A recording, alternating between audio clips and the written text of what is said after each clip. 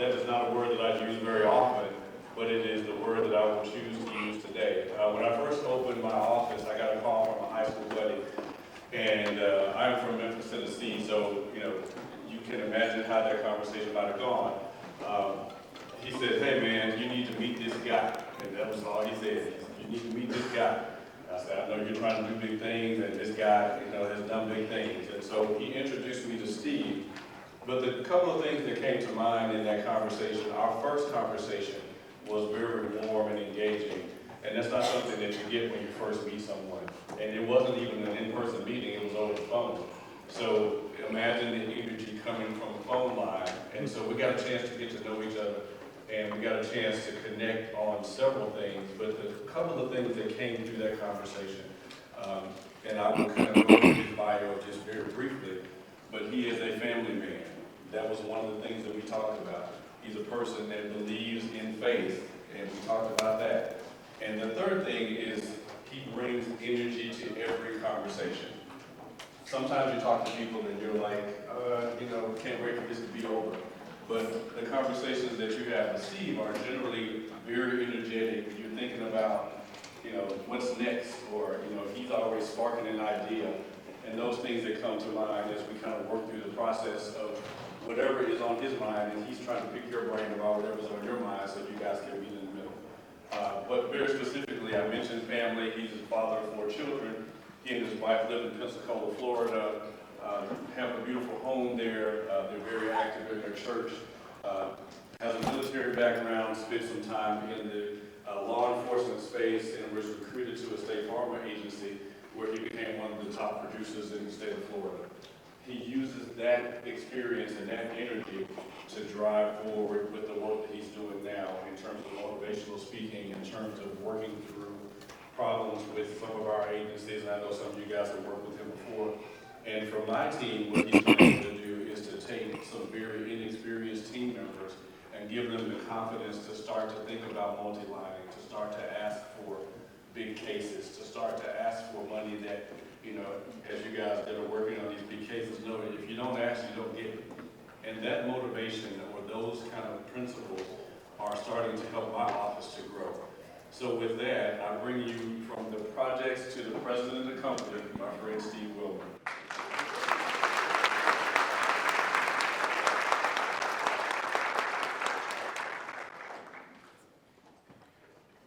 A Marine is characterized as one who possesses the highest of military virtues.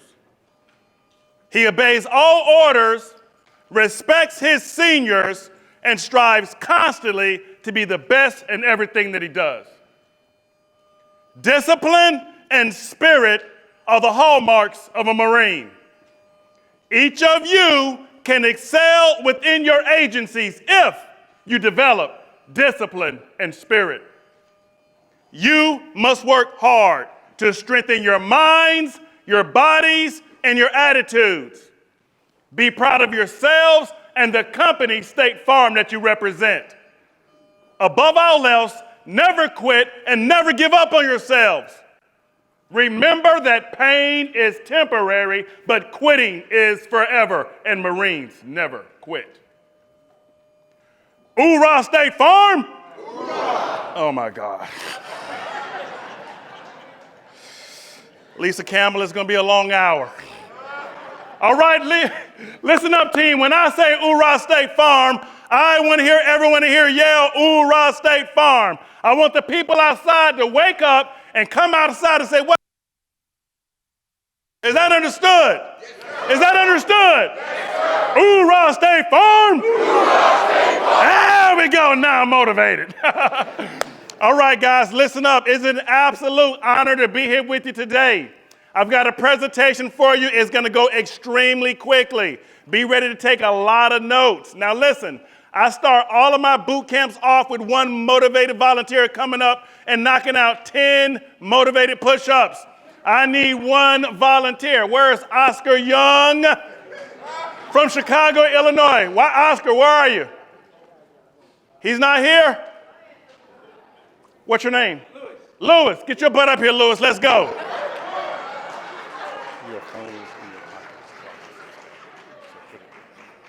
Come on, right here in the middle. Everybody can see. So here's what's going to, he's motivated for real, right? So here's what's going to happen. Lewis is going to drop down. He's going to give us 10 motivated push-ups. Because we are a team, everybody in this room is going to count those 10 push-ups. Now, if I look at you and you are not counting, guess where I'm going to have you? There you go, up here doing push-ups. Lewis, you ready? Yeah. 10 push-ups. Let's go right here. Count them out. 1, 2, 3, 4, 5, 6, 7, 8.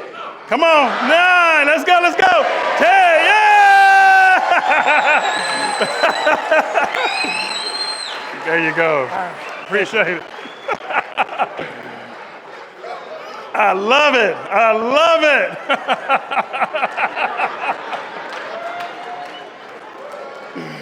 Lewis is going to need some Advil after this is over, so y'all watch for him, all right? Either Advil or tequila, Lewis. You take your choice. All right, guys, quickly. Today we're going to be talking about building a championship team.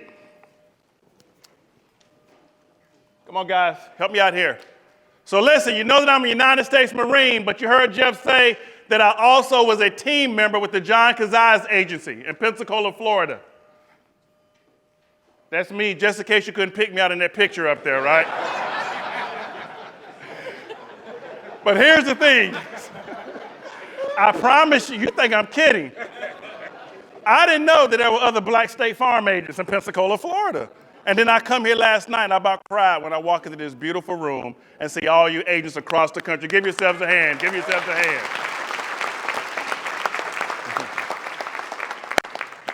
But listen up. I was at the John's office for 8 years. That's not my cell phone, guys. Let's get that fixed, please. Listen, the first 2 years, I struggled to write insurance, especially life insurance, like a lot of team members do. But as soon as I implemented what I'm about to share with you guys today, consistently, I was writing over 100 life apps every year, $100,000 in life premium. Every single year, consistently, I averaged $32,000 in health premium. My biggest year was $56,000 in health premium.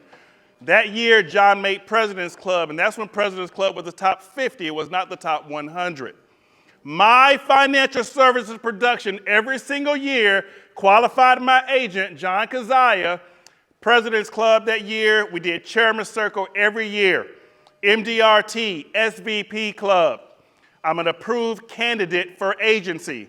While I was a State Farm team member, I was traveling the country training other agents and team members how to have success in financial services. So when they offered me the agency, I had a decision to make. Do I take the State Farm agency or do I walk in my gift, what God has blessed me with? And that's why I'm here with you today. So I do not take this for granted. So this is my team. Molly's in the back. Molly's my top performer. I know a lot of you in here working with Molly. Where's Kim Mays at? There's Molly. So just go hug Molly. Kim fired me to start working with my coach, Molly. So this is my team. These are the people you guys will be working with. Everybody you see on the screen, we're all State Farm. I am still a producer today. So I'm going to talk to you about two things quickly. Recruiting and building a championship team. Risk advisor recruiting. Why should you listen to us? So the person that heads up my recruiting, his name is Simi. Yep, let's get this fixed. What do we need to do? Just turn it off? Yeah, just turn it off. He turned it off. What about now? All right, now we got it. But you know, here's the thing. This is what you got to do. Come on, write this down. This is a Marine Corps thing, but you got to implement it in your agencies. You got to be ready to improvise, adapt, and overcome. Things are not going to always go the way you expect it to go. And you can't sit down, lay down, and give up. That's the time you got to push forward. You got to move forward. You can't make excuses. Excuses are the tools of the incompetent, used to build monuments of nothingness, and those who specialize in the frequent use of them seldom succeed at anything else. Therefore, I have no excuses. You got to be willing to move forward. So, risk advisor recruiting, real quickly. Simi, he heads up my risk advisor recruiting. Here's why you should listen to him. 7.8 billion views on a TikTok video called TikTok Resume. And to put that in perspective, you know there are less than 15 people in the entire world who have 7.8 billion views. He works with us in our company. He's inspired over 4 million creators to create their TikTok resumes. He's been in Forbes, not 1, 2, 3, but 4 times. Listed in Forbes. TikTok resume. L'Oreal just hired him. He works with L'Oreal. He works with other million-dollar companies. And so what happened is we're sitting around one day. He's telling me about all the companies he's helping recruit to bring people to it. I said, man, you got to bring that stuff to State Farm. But you can't charge State Farm what you charge all these million-dollar companies. And so I brought him here. He's going to be here with you guys today. He's going to take your current resume, no matter how you're recruiting for team members, and he's going to show you a brand new way that's going to be able to help you guys recruit and retain the best team members. The funnel that we have does all the paperwork on the front end, the I-9 forms. It takes them through the thing. It does the background checks. By the time you see them on your phone, all you have to do is swipe left and swipe right. Swipe left, yes, I want to meet this person. Swipe right, no, I don't. And it's less than $300 a month.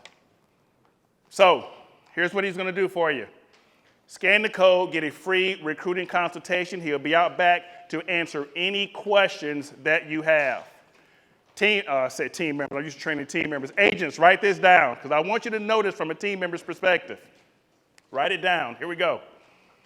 The quickest way to lose a good team member is to tolerate a bad one. He said, say it again. The quickest way to lose a good team member is to tolerate a bad one. And I'm telling you, as a top producing team members, I do not like lazy team members. And guess what? Lazy team members don't like top producers. And so agents hold on to bad team members because you're not recruiting, because it's too hard, takes up too much time, you don't know what you're doing. We're taking all of that out of it right now. So see Simi, get your free consultation. Now, let's move to the meat of things. Let's talk about you recruited a good team member, now we got to train a good team member. Agency transformation. Agents, if you want your agency to write 100 life FAPs with 100,000 in life premium, let me hear you say aye. Aye. There we go. I'm going to show you how to do that. Then I train team members how to write a minimum of 25,000 in health premium every single year. I'm going to show you how we do that. 200 plus apps a month, 80 plus raw new auto. This is something that agents are missing. Customer retention is not just about writing the business, it's making sure the business stays on the books. So you don't have to keep trying to write yourself in at the beginning of every year. Increase referrals. My agent, John Kazaya, was able to save $3,000 a month on leads. Why? Because I average 12 to 15 referrals every single week. And I began to teach the other team members how to average 10 referrals every single week. Write this down. The checker gets what the checker checks. The reason you're not getting referrals and introductions is because you're not holding your team members accountable to do that. That's what I do when I start working with your team. You cannot improve what you do not measure. If I went to your office right now, I bet you I would see your board and you'd have your little chairman circle up there, how many autos you got to go, what's our live production, how much money we brought in. And then when I say, where's the thing counting the referrals? Oh, well, we just ask our team members to try to get as many referrals as they can. And it ain't happening. A lead closes 3 to 8%, depending on how much money you spend on that lead. An introduction, 25 to 35%. It's what's called 3PC, third-party credibility. So once I start working with your team, I teach them how to ask for referrals and I hold them accountable for it. More IPS appointments, which all leads to you maxing out your scorecard. Now, everybody in the room, I want you to do something. You can cover it up. I don't want anybody to see it. This is between you and God. I want you to write down on a notepad How much money did you leave on the table last year because you didn't max out your scorecard? I know it hurts. I know it hurts. It's all good. I promise you, I'm here to help. Don't take this for granted. Don't look at me like I ain't gonna do it. Do it. I'm training you like I train team members right now. Do it. Let's go. Let's get it done. We gotta move. We gotta move. How much money did you leave on the table last year? And what are you gonna do differently next year than you did this year? Here's what we're going to do. 3-step process.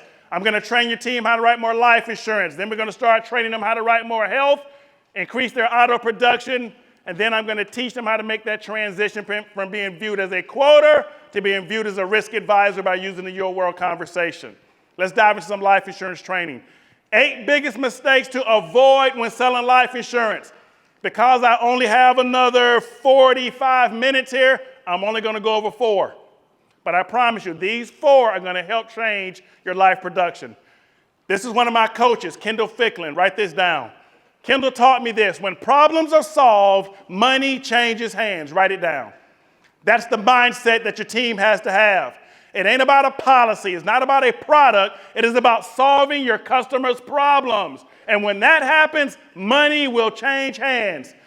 So here's the first mistake that your team members are making. Write this down. It's selling products. Agents, talk to me. Every time I would say the name life insurance or start talking about life insurance to a customer, they were trying to get off the phone. They were trying to get out of my office. They did not want to hear what I had to talk about. Do you deal with that in your agency? Yes or no? Yes. So here's the first thing your team has to do. They have to stop talking about life insurance, and they've got to start talking about something that everybody wants to talk about, including all of you. And that's cash, money, or income. So I want you to pick one of those words you guys are going to start using other than life insurance. Is it going to be cash, money, or income? What's going to be your word? Cash. Cash. Money. He said that like he mean that. Money. What's your word, ma'am? Money. Money. Now, underneath your word, I want you to write the numbers 1, 2, 3, 4, 5 vertically. For all the Marines in the room, that means going down. 1, 2, 3, 4, 5. Because I'm going to show you how to sell the problem you solve, not the product. Next to number 1, you're going to write pay off the mortgage or pay the rent. Pay off the mortgage or pay the rent. Number 2, pay the bills.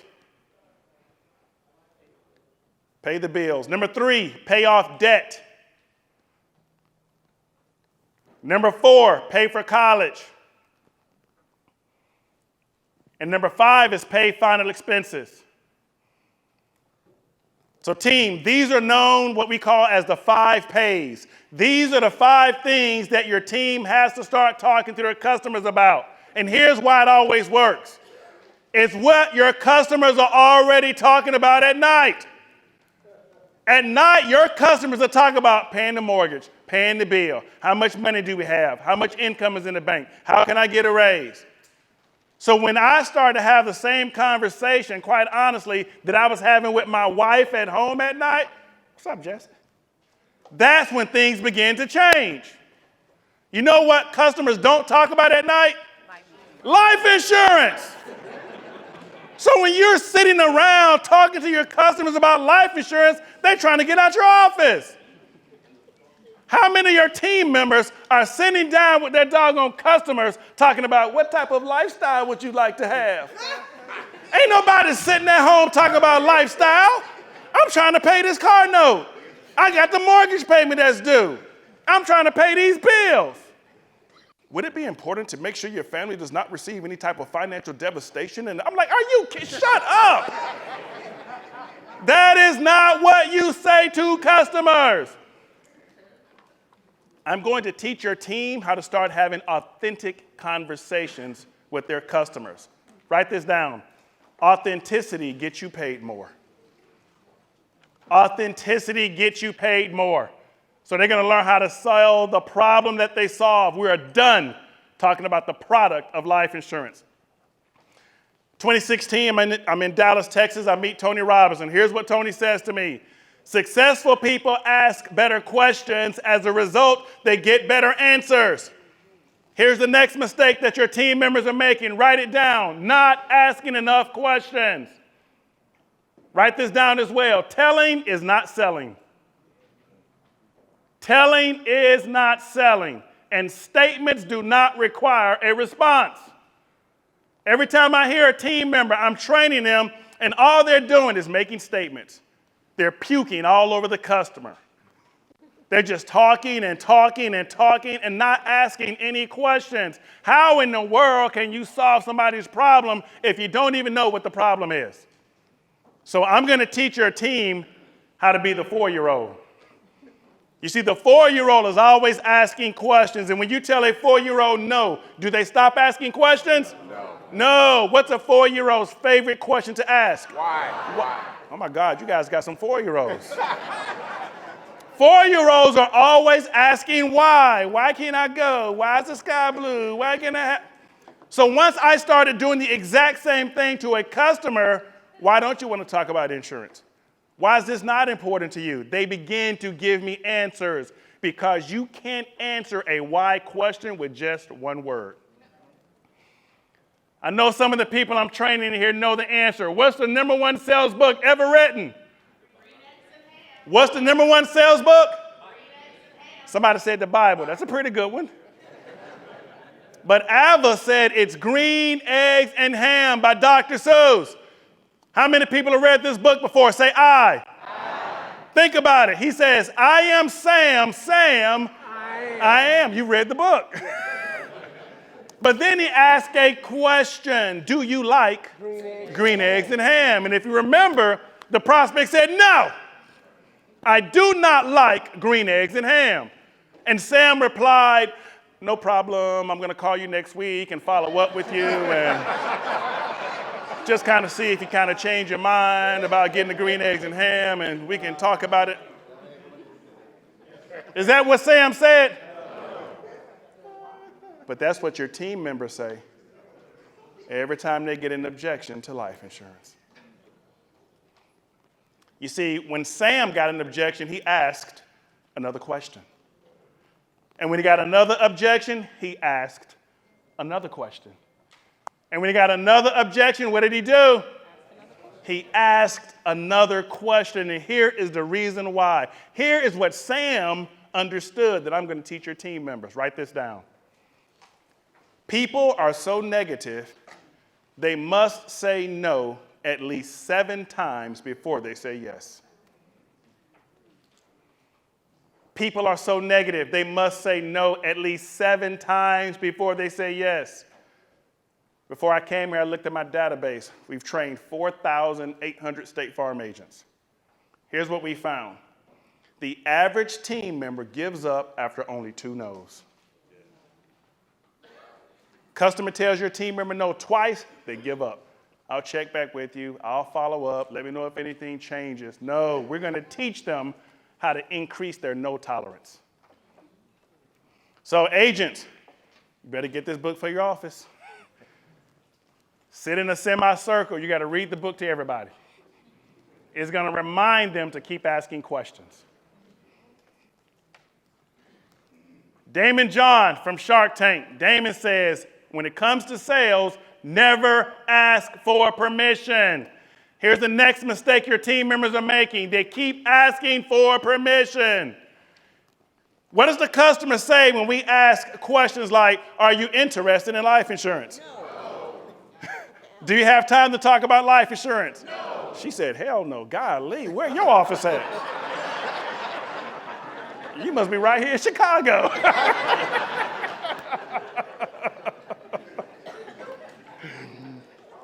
What do they say? What do they say when we ask questions like, would you like to do a life needs analysis? These are all permission questions. And anytime we ask for permission, the customer is going to say no. Write this down. Stop inviting no into your agency. So instead of asking for permission, I'm going to train your team how to ask buy-in questions instead. Because a buy-in question is designed to get your customer to say yes instead of no. Here's my favorite buy-in question. Write it down. Would it make sense? Would it make sense? Now listen, here's how we put everything together. I just taught you the 5 pays. So you can pick one of your pays. If it's about the mortgage, you're going to start asking your customers, would it make sense to leave enough money to make sure your wife can pay off the mortgage? Right. If your word is income, would it make sense to leave your daughters, Joy and Jana, enough income so they can pay for college? You see, now you're talking about money. Now you're talking about income. Now you're talking about cash. Now you're asking, would it make sense? And when you ask a buy-in question, would it make sense to leave your wife enough money so she can pay the bills if you're not here? If they love their wife, what's the answer going to be? Yes. They're going to say yes. Here's another one. I said, if you love your wife. Why are you up there laughing?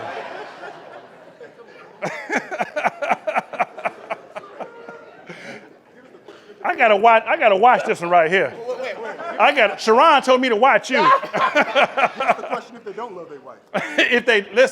He said, give me the question if they don't love their wife. I just taught you the question. What was it before? What does the 4-year-old say? Wow. Y'all think it's hard. People think it's a big deal. I was the number 1 team member in the whole state of Florida. And they think it's a big deal. All I did was ask questions. I don't love her. Why not?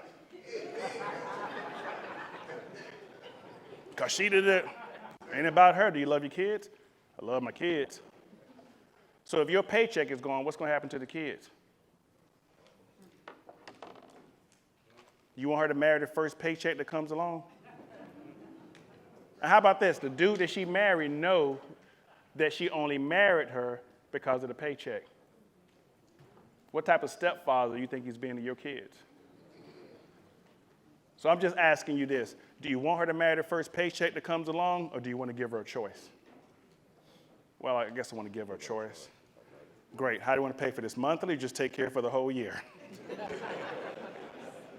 Every sale I make is all because of the questions I ask. All right, let me give you another buy-in question. Would that be a smart thing to do? Would that be a smart thing to do? Remember, you've got to use your word, money, cash, or income, and you've got to stick to the 5 pays. Making sure your wife had enough income to pay the bills, would that be a smart thing to do? Making sure your family had enough cash to pay off debt if you're no longer here, would that be a smart thing to do? Because think about it like this. What's your name? Cameron. Think about this, Cameron. Whether we're here or not, the bills still have to be paid. Am I right? Yes. Now, Cameron and only Cameron, what was the buy-in question I just asked you to get you to say yes? Cameron only. You asked, would that be a smart thing to do? Would that be a smart thing to do? That was not the buy-in question I just asked you. Think about it, Cameron. I just asked you a question. What was it, Cameron? You said yes. What was the question? Dude, that was not the damn question, Cameron. So check this out. You guys know what I just proved? Buy-in questions work. I just asked Cameron a buy-in question. Cameron said yes, and Cameron doesn't even know what the hell the question was.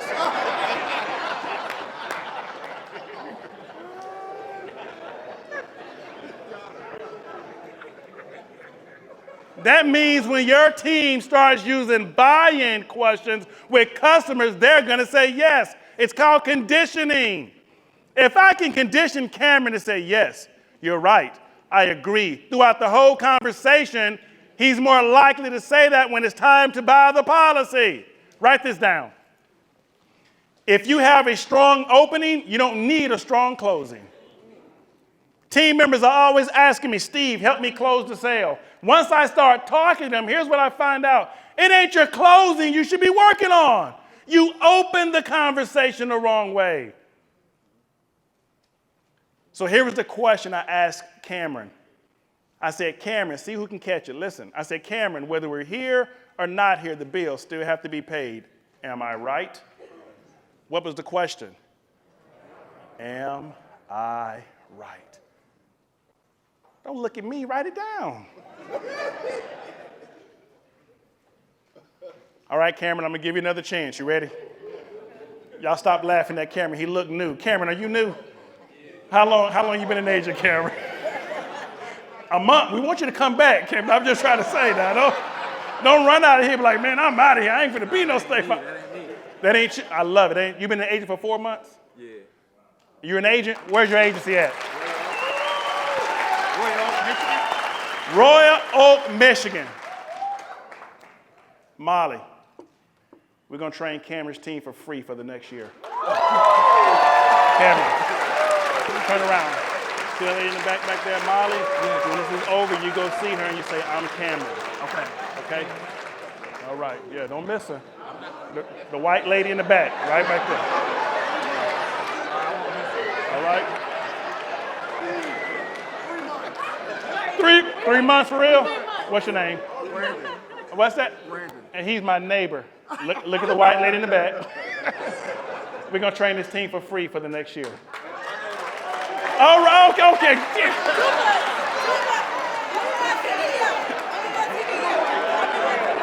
He's been the agent for 25 years. Tell us up 2 months. Anybody who has been an agent for 1 year or less, I will train your team for free for the next year.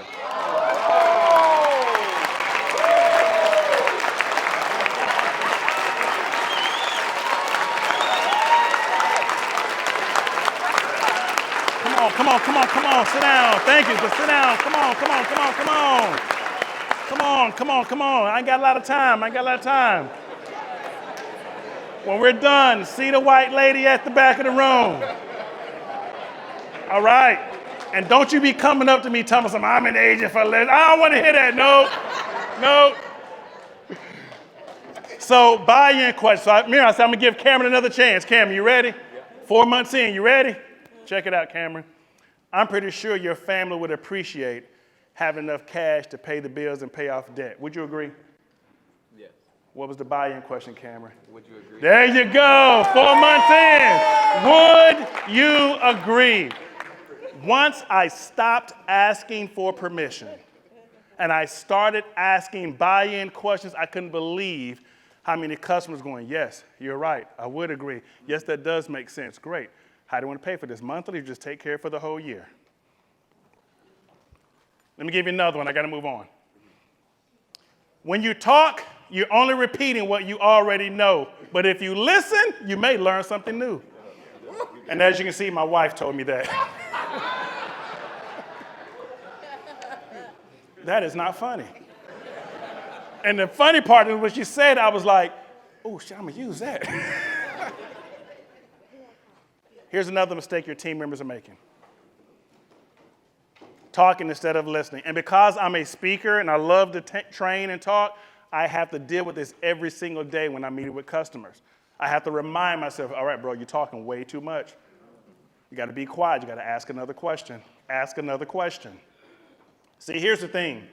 Most team members do not listen to their customer with the intent to understand what's important to the customer. They only listen with the intent to reply. God gave us 2 ears and only 1 mouth. That means we should listen twice as much as we speak. Write this down. If you listen to your customer, they will tell you how to sell them something. Because they're going to begin to tell you everything that's important to them. But if you're not listening, you're going to miss it. So here's the acronym that we use to remind us of this. It's called WAIT, W-A-I-T. Here's what it stands for. Why am I talking? You should not be doing all the talking. You should be doing the listening. So you have your team, put it on a sticky note on their desk, their phone, their laptop, wherever to remind them, stop talking so much, stop explaining, and start asking better questions. All right, those are 4. Now listen, once I start working with your team, guys, I promise you it's a lot more than 8 mistakes. It's mistake after mistake after mistake that your teams are making, but I promise you we're going to go through them all with them. We're going to teach your team how to quote Otto and pivot to life. No team member should be quoting Otto without multi-lining. I don't get it. I don't even understand it. How can you talk to anyone without multi-line? Well, I don't want to seem salesy. You're not salesy. You're being a risk advisor. You're reminding them of things they haven't thought about before. What's up, Yami? You got to start to remind them. So we're going to make sure that on every single auto quote, they are multi-lining. Any service work, they should be pivoting to life. Any service work. Write this down. They're taking a payment. Absolutely, I can process that payment. While this is processing, I see we have your auto insurance, but not your life insurance. Was that intentional or was that a mistake on our part? You want me to update your SFPP? No problem at all. MasterCard, Visa, American Express, perfect. Hey, listen, while this is processing, I see that we have your auto insurance, but not your life insurance.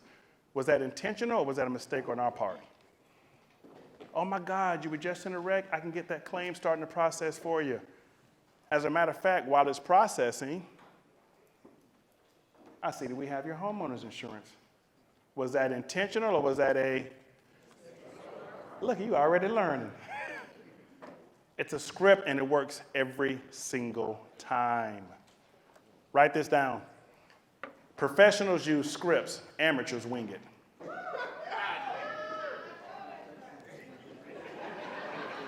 Is that one of my clients? Who the hell, who's that? Say it again. I said professionals use scripts, amateurs wing it. We all got a favorite movie. We all got a favorite actor, favorite actress, favorite scene. I hate to break it to you, it's a script. It ain't real. But they bring it to life, don't they? They bring emotion. They evoke emotion, don't they? Write this down. 82% of people buy things based on emotion, not logic. That's a Harvard University study. And your team trying to sell insurance based on logic. It's got to be based on emotion. So we use this to make that pivot. And notice, excuse me, it's not at the end, it's in the middle. At the end of a conversation, at the end of a payment, at the end of an auto quote, the customer is ready to get off the phone. So the team has to make this pivot in the middle while this is processing. Now here's the key. We're going to teach them how to create what's called a pivot tracker. I told you the checker gets what the checker checks. I'm not accepting any tally marks. Don't tell me you pivoted to 3, 4 people today and hand me 4 or 5 tally marks. I want to hear that. Don't give me no bubble sheets. I want the customer's name that you pivoted to. And most importantly, I want whatever the objection was. You call them objections, I call them lies. Whatever the lie was where they did not buy the life insurance or set the appointment, I want to know. Because if you make that pivot and they say, I don't have time to talk about it, and I'm going to say, well, what did you say? I say, okay, we'll check back with you. Don't say that no more. And then I begin to teach them what to say. When they say, you know what, I got it at work. And what did you say? I said, well, go get the policy and then bring it back. I'm going to give you some homework. Don't say that no more. Hey, Angela, that ain't what we say. We teach them what to say.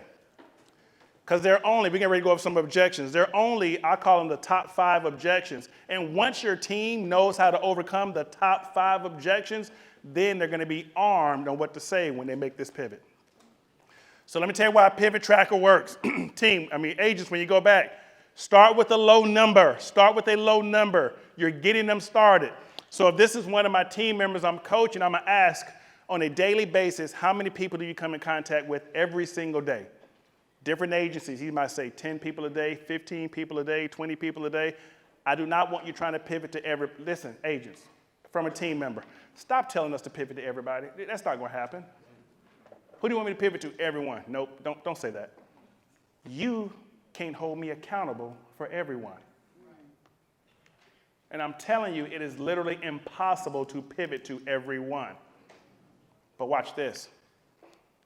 If I start with a low number, let's say 3, and he's pivoting to 3 people a day, and he's writing down the names of the 3 people, and he's writing the 3 lies he gets if he's not able to sell that policy or be able to set that appointment, do you know that 3 people a day is 15 people a week? You know that's 60 pivots to life a month? And if he's pivoting to 60 people a month, and she's pivoting to 60 people a month, and he's pivoting to 60 people a month, and all three of them are in the same agencies. What do you think is going to happen to their life production that month? Go up. And now I get to hold him accountable for 3 people. Why is your pivot track only got 1 person on there? Oh, I forgot. I got busy. I said, oh, I'm telling you about my training. I said, okay, I get it. Because people get busy, right? People forget.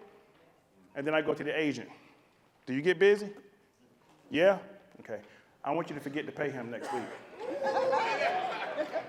Because he just said he got busy. He forgot, so forget to pay him.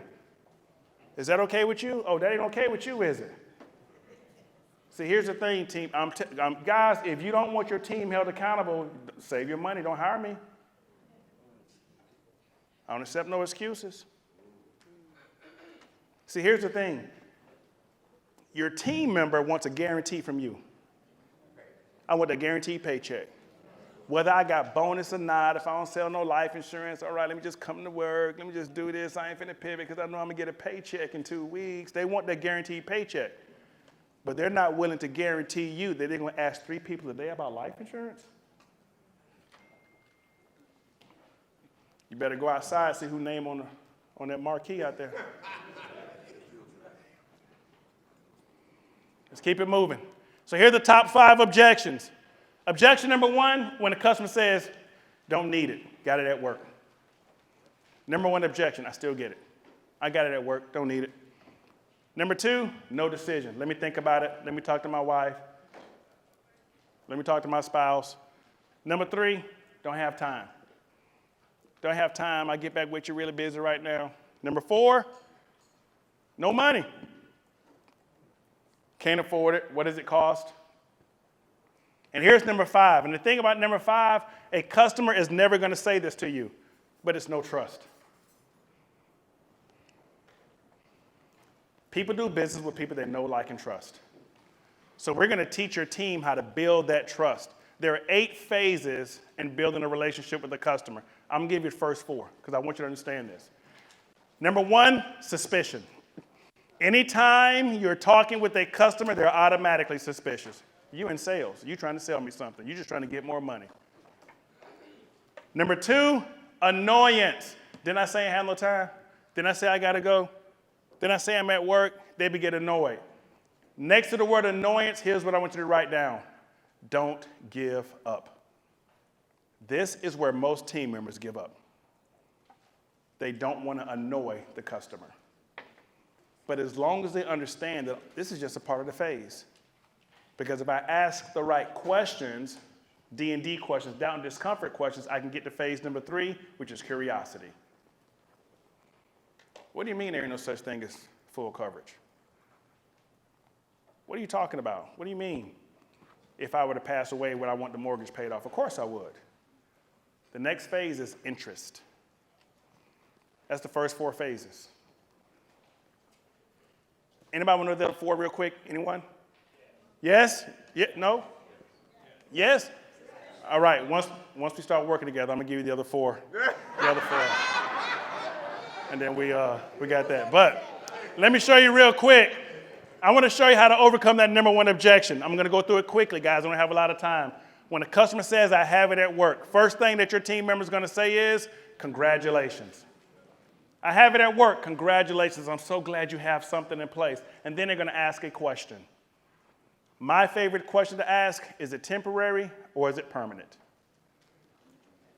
Some team members like to ask, are you buying that or are you renting it? Some of the people I'm coaching, they ask, do you own that or does your company own it? Doesn't matter. You got to ask one of those questions. It doesn't matter the response. You got to ask the next question. If you leave the job or the job leaves you, can you take it with you? And I want it asked just like that. We follow orders, right, Camille? If you leave the job or the job leaves you, can you take it with you? It doesn't matter the customer's response. Yes, I can. No, I can't. I don't know. Let me check. I'm guaranteed that I can take it. It doesn't matter. You're going to give them an example. I call it the 3 C's. Company car, company credit card, or company computer. If you had a company credit card and you left the company, Do you get to keep the credit card or you got to turn it back in? Turn it back in. See, that's called self-discovery. It's one thing for you to tell somebody you can't take this with you. It's a whole other thing when they self-discover it themselves. Oh, you're right. I can't take it with me. See, so when you came to the job with the benefit, you didn't have the benefits. They gave you the benefits. So you leave the job, guess what they want? All their benefits back. Here are the next two questions, the two most powerful questions, guaranteed that your team member's not asking. Let me ask you this. Who do you think knows better how to provide for your family, you or your job? Of course you. Who loves your family more, you or your job? Of course you do. Then why are you leaving it up to your job? He said that was deep. Because I know that 82% of people buy things based on emotion, not logic. And your team is not evoking emotion. That's how they're going to write more premium. I talk to agents that puff their chest up and say, we wrote 100 life apps last year. Great. What was your premium? About $40,000 in life premium. I know what kind of policies you write. Your team ain't evoking emotion. They ain't making the customer feel anything at all. Write this down. If your customer isn't feeling anything, that's why they ain't buying anything. Don't worry about it. We're going to take care of it for you.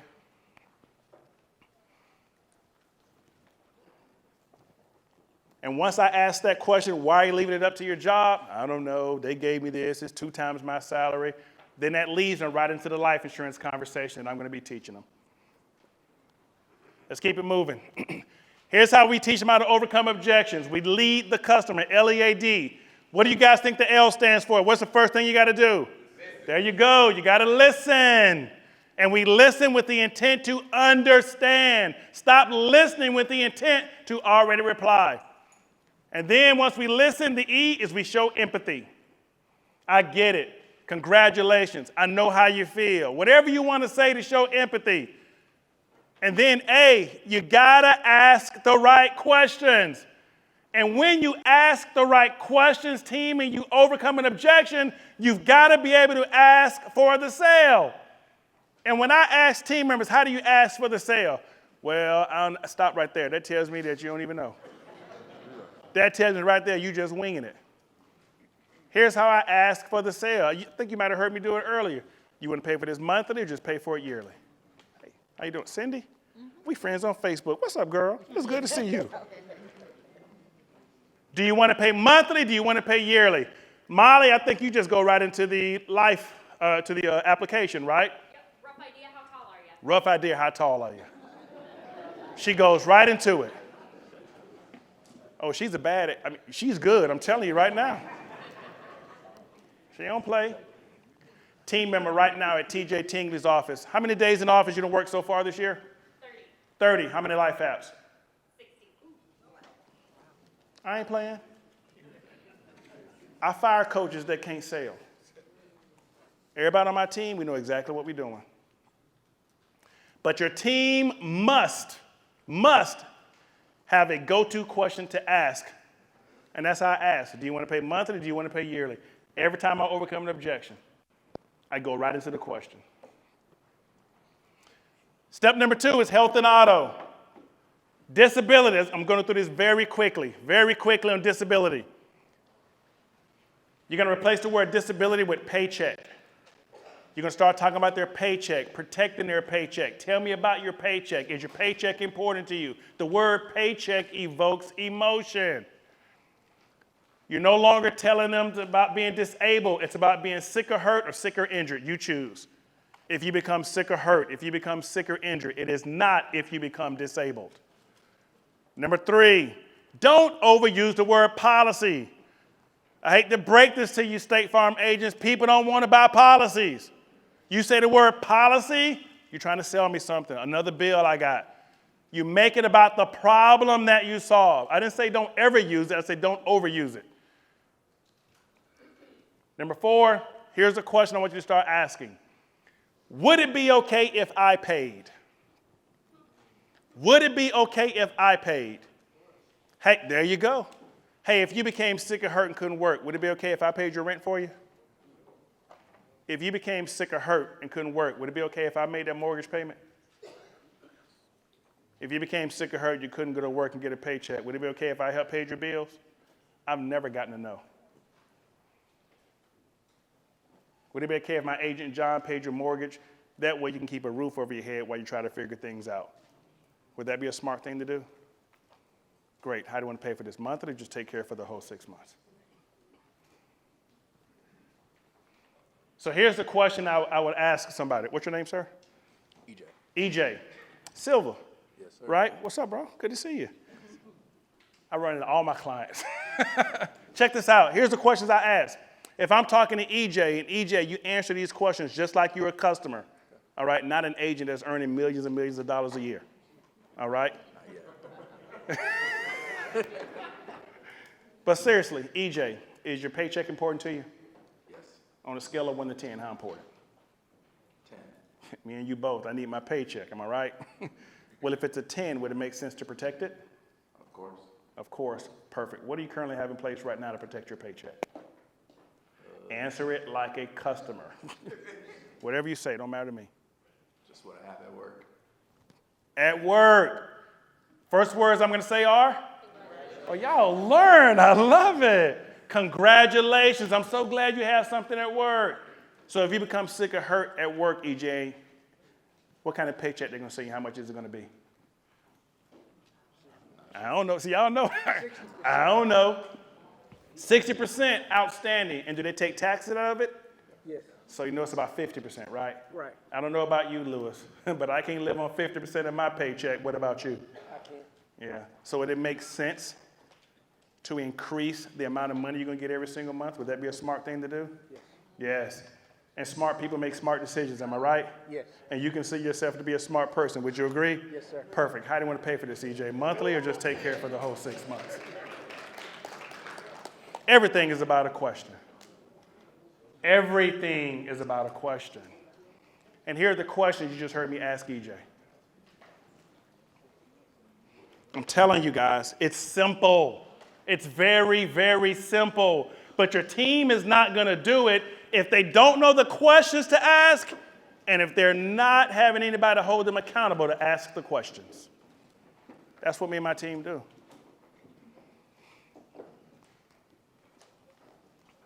How does your team overcome the price objection?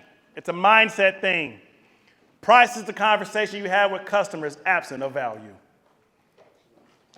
You never, ever, ever respond to a price question with the price. Ever. How much does that cost? I don't know, let me go to Philipsburg. Nope, nope, nope, nope. Wrong, wrong, wrong. That's a great question.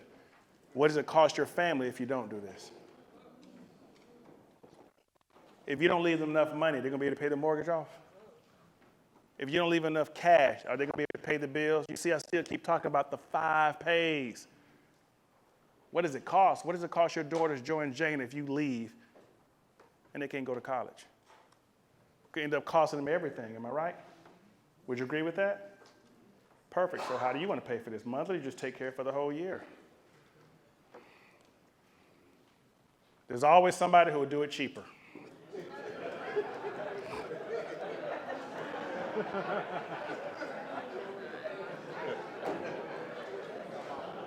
Picture's worth 1,000 words, right?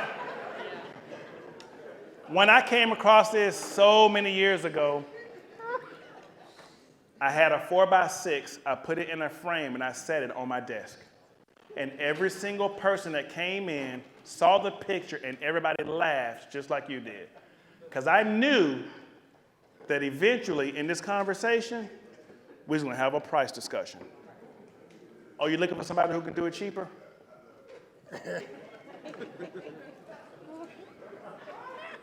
I had to learn. I didn't tell you I was born this way. I'm telling you, I had to learn how to overcome the price objection. I had to learn not to run from price. You're a lot more expensive than Progressive. Absolutely we are. And if you think it's expensive to hire a professional, just wait till you hire an amateur.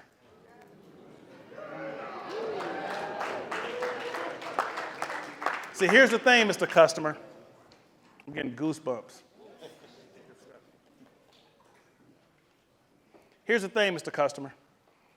101 years ago, State Farm had a decision to make.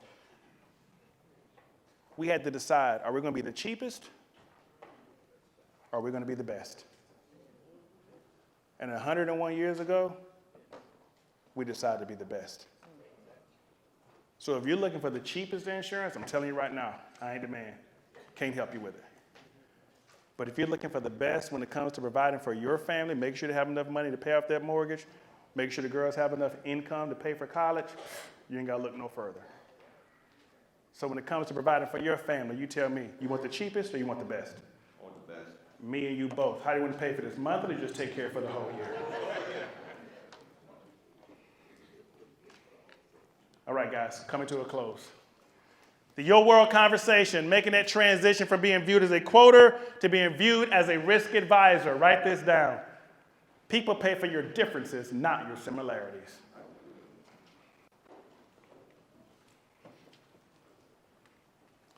One of my favorite characters, don't judge me, my wife judges me, is the Joker. I got a credit card with the Joker. You want to see it, I'll show you out there. It's a real credit card. It's got the Joker on it. But one of the favorite things he says, and I believe this about me, people laugh at me because I'm different. I laugh at them because they're all the same.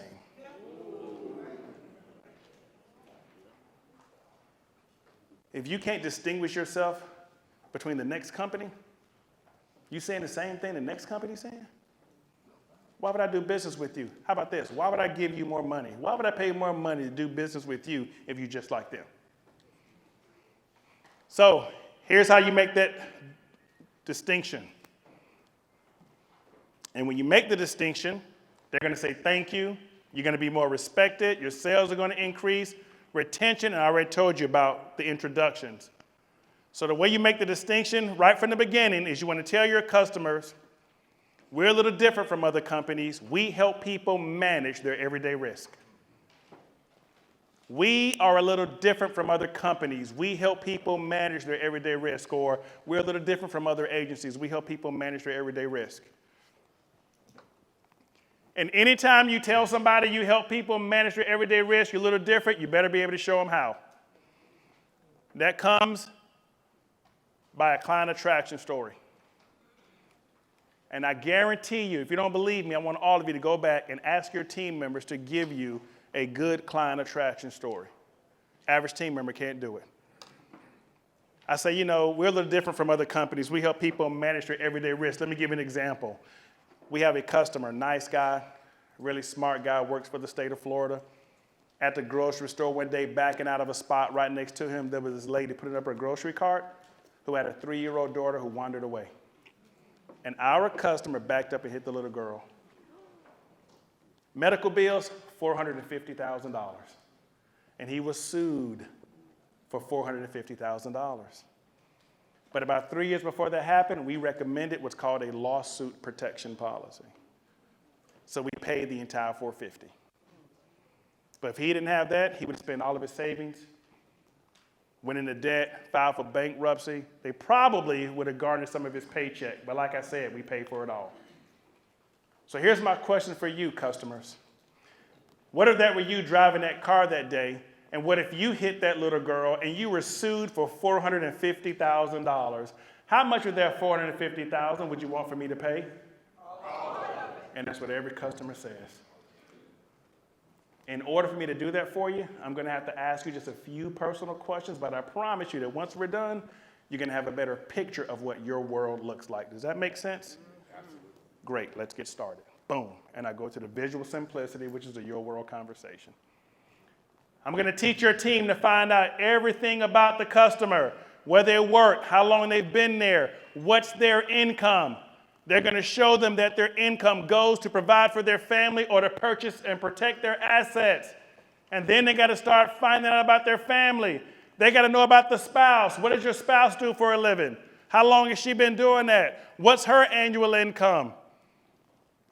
How many children do you have? You got 4? No kidding, I've got 4. What are their names? What are they involved in? Tell me about your parents. Do they live in the area? Do they help out with the grandkids? Do they have any financial issues? What's their health like? Because you realize that one day we could end up having to take care of our parents. And then I ask them about their assets, and not just the vehicles that they have insured at John's office.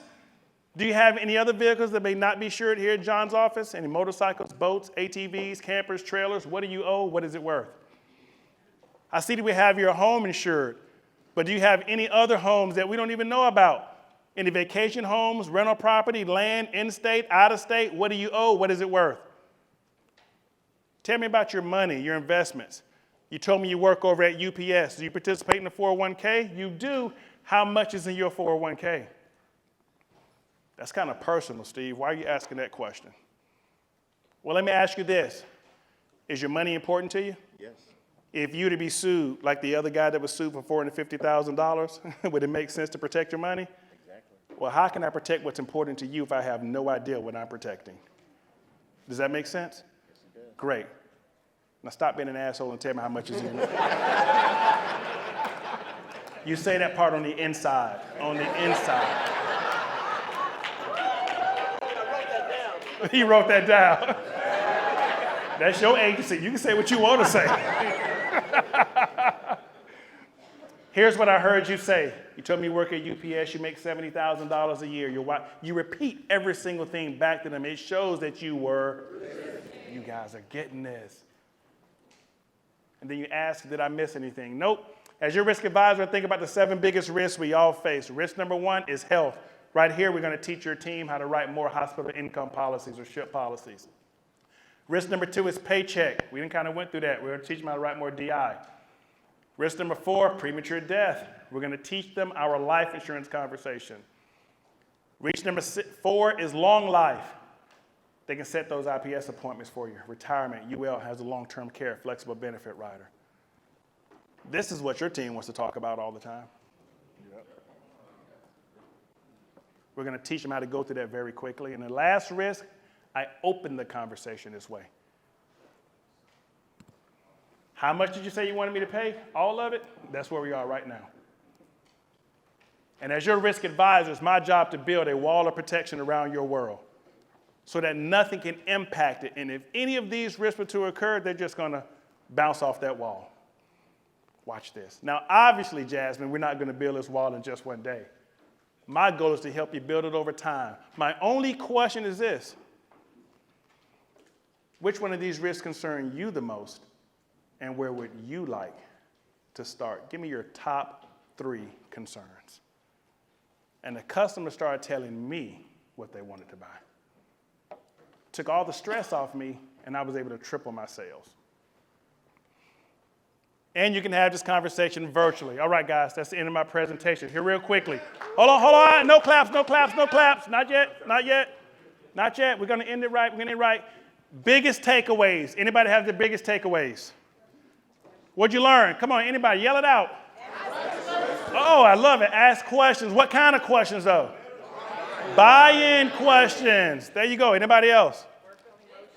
Emotion. You got to listen, and listen with the intent to understand, because if you listen, the customer's going to tell you exactly how to be able to sell them something, right? Knowledge is power. Francis Bacon said that. I totally disagree. Knowledge isn't power. Applied knowledge is power. You guys are going to get a lot of knowledge, but if you walk out of here and don't apply it, nothing's going to happen. So here's how we help your team apply it. Super Squad coaching and Infantry Training School group coaching. Where's Sharon at? Sharon. Now listen, if you have not coached with me before, you can thank Sharon for this. But if you have coached with me before and you're about to see these prices, you can blame Sharon for this. Because Sharon said I had to give everybody in here a discount. $297, guys, for the coaching kit. If you want to work with me and Molly personally, with nobody else in the room, just me and your agency, it's $1,800 savings. And I'm allowing you guys to split the cost. So 2 agencies, I will coach your agency and her agency, and you guys get to split the cost. All right? I haven't done that, but I told you, you can be mad at Sharon. You're like, I'm paying $1,500 a month right now, Steve. Don't blame me, blame Sharon. Blame Sharon. You get to split the cost. All right? Now, Molly's got private coaching forms. She's only got 19 spots. Group coaching, she said, what? Hey, 19? Come on, it's a lot of people here now. Group coaching, I got 36 spots. And here's what y'all already headed to the back to see the white lady. Hold on. I'm talking. Come on, give me a break. Molly. Not till we're done. Group coaching is like having your agency in a classroom with other agents. And what I'd like to do is to have a ATS group coaching session. If you now, and I said 36 spots, I'll leave it up to you guys. If you're okay with having more people in there for $397 a month, each agency, I'll do it if you guys are okay with it. Okay? And we'll set that up for sometime in September, to start in September, October. You decide. So here's what I'm going to leave you with. I'll take questions out there. What does it take to build a championship team, guys? If you want to build a championship team, I'm telling you right now, you got to change your thinking. You see, it all starts in your mindset. And there's nothing more powerful than a made-up mind. To build a championship team, you got to be willing to do what's necessary. And I didn't even say you got to give your very best. You see, years and years ago, here's what happened. One of the generals got together with his other generals, and he says, guys, you are losing battle after battle after battle. And if you keep losing all these battles, we're going to end up losing the war. And his generals replied, we're doing our very best. And here was his response. I don't need you to do your best. I need you to do what's necessary. This is the conversation you got to start having with your team members. Team members, I'm giving my best. I need you to do what's necessary. It's going to be hard. And I'm not telling you that's going to be easy, but I'm telling you it's going to be worth it. If you would do the things I'm asking you to do, if you would say the things I'm asking you to say, if you would read the things I'm asking you to read, I guarantee you that you will take your production to the next level. To build a championship team, you can't give up when you get tired. You got to keep moving. You got to keep crawling. You got to keep grinding day after day after day. If you want to build a championship team, it starts first by you building yourself. You have got to be the leader in your agency. I want you to remember this. The speed of the pack is determined by the speed of the leader. What are you doing to grow yourself? What are you doing to build yourself? Are you giving up? Are you whining? Are you crying? Are you complaining? Or are you showing your team how it's done? Basically, if you want to build a championship team, ATS, you cannot walk out this room the same way that you walked in. You've got to make a difference in your life, and your attitude, and your actions. You do that, guarantee you will hit every single goal that you plan to hit. ATS 2023, it was my absolute pleasure to be here with you today. And until we meet again, remember the two most important things in life: love God and love people. Steve speaks. Thank you. All right, brother. Appreciate you. Thanks, Steve, for joining. I'm going to ask you to stand up here just for 1 second. Just to give you guys an update, a couple of things I want to share with you quickly. We have a small token for Mr. Steve. Thank you. For those of you guys that have worked with him before, this is what you get all the time. So I'm looking forward to getting him a chance to share some questions with you outside.